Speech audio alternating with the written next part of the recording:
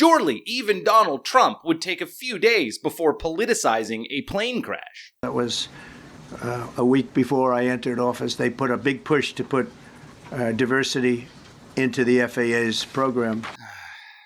Hey man, these people literally just died. Family members are still finding out. They were still pulling bodies out of the water at the time you were making this statement. Can you act like a president for 5 minutes before you blame a plane crash on black lesbians? Trump blames DEI more before 9 in the morning than most people do all day. The FAA's diversity push includes focus on hiring people with severe intellectual and psychiatric disabilities. That is amazing. I know it looks like he's referencing some sort of official document there, but he's actually just reading his cards against humanity. We have to have our smartest people.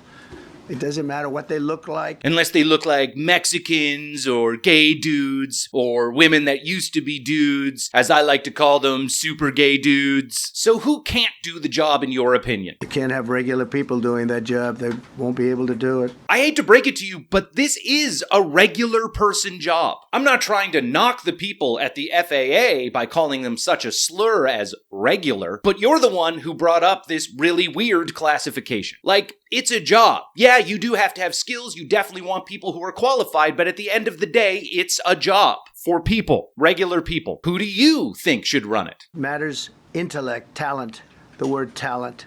They have to be talented, naturally talented geniuses. Geniuses. Not to take the obvious cheap shot here, but we don't even have that standard set to be you, the President of the United States. So DEI was to blame for the crash. Well, let's see who these pilots were. Right now, we are learning more about one of the pilots on the American Airlines flight. A pilot who was killed in the crash.